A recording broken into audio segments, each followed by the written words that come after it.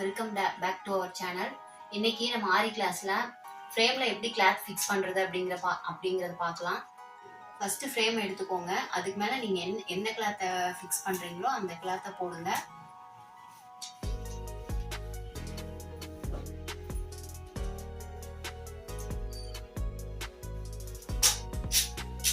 அதுக்கு மேலே நட்டு இருக்கிற ஃப்ரேமை வந்து மேலே வைங்க.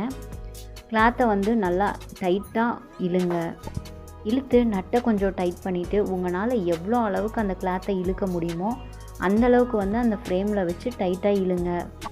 ஏன் டைட்டாக இழுக்க சொல்கிறேன்னா, நீங்கள் லூஸாக இருந்துச்சுன்னா அதை ஆரி ஒர்க் போட்டு முடித்ததுக்கப்புறம் அந்த ஃப்ரேம்லேருந்து துணியை கழட்டினீங்கன்னா அந்த பீட்ஸ் எல்லாம் உங்களுக்கு தொங்குற மாதிரி ஃபீல் ஆகும், தொங்குற மாதிரி இருக்கும். அதனால தான் உங்களால் எவ்வளோ டைட் பண்ண முடியுமோ ஆரி ஃப்ரேமில் அந்த அளவுக்கு கிளாத்தை வந்து நீங்கள் டைட் பண்ணிக்கோங்க. அது மட்டும் இல்லாமல் நீங்கள் ஆரி ஃப்ரேமை டைட் பண்ணி வச்சுருந்தீங்கன்னா தான் உங்களுக்கு போடுறதுக்கும் கம்ஃபர்டபுளாக இருக்கும். எல்லா பக்கமும் சுருக்கம் இல்லாமல் நல்லா டைட்டாக இழுத்து அதை தட்டி பார்த்தா நம்மளுக்கு வந்து டப்புன்னு சத்தம் கேட்கணும். அந்த அளவுக்கு நீங்கள் வந்து ஆரி ஃப்ரேம்லோட கிளாத்தை வந்து நீங்கள் டைட்டாக இழுத்து ஃபிக்ஸ் பண்ணணும். நான் இந்த வீடியோவில் எப்படி பண்ணியிருக்கனோ அந்த அளவுக்கு நீங்கள் டைட்டாக இழுங்க. அந்த சவுண்டு வந்து உங்களுக்கு டைட்டானதுன்னு கேட்குதா அப்படிங்கிறத நீங்கள் செக் பண்ணி பாருங்கள்.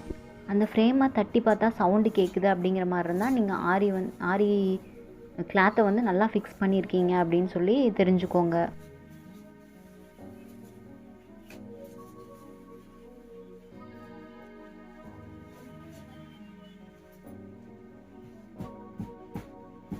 அதுக்கப்புறம் அந்த ஆரி ஃப்ரேமை எடுத்து ஆரி ஸ்டாண்டில் ஆரி ஃப்ரேமோட சைஸுக்கு தகுந்த மாதிரி ஆரி ஸ்டாண்டை அட்ஜஸ்ட் பண்ணி அது மேலே வந்து ஃபிக்ஸ் பண்ணிக்கோங்க. அதை ஃபிக்ஸ் பண்ணதுக்கு அப்புறமும் நீங்கள் ஒரு தடவை தட்டி பார்த்து செக் பண்ணிக்கோங்க. இந்த வீடியோவில் ஏதாவது டவுட் இருந்தால் நம்ம கமெண்ட்டில் சொல்லுங்கள். நம்ம சேனலை மறக்காமல் சப்ஸ்கிரைப் பண்ணிக்கோங்க.